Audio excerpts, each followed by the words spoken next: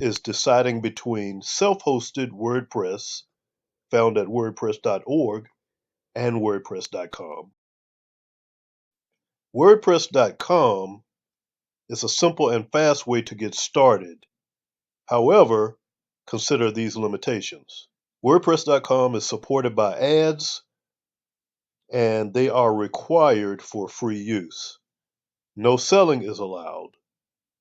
.com allows e-commerce only on premium business accounts for $2.99 per year.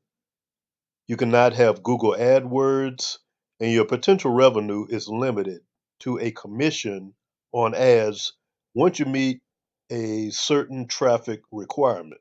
The platform is owned, of course, by WordPress.com, who has the right to suspend you at any time. Use of themes and plugins is limited to only those provided for free. You may not upload your own. You may use selected plugins by upgrading. I would hope that you would choose WordPress.org over WordPress.com because of the control you have.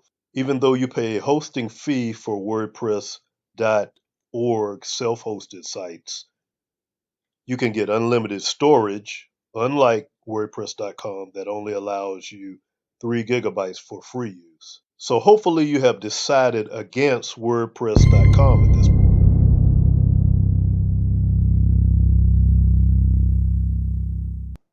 Thanks for watching, and please subscribe.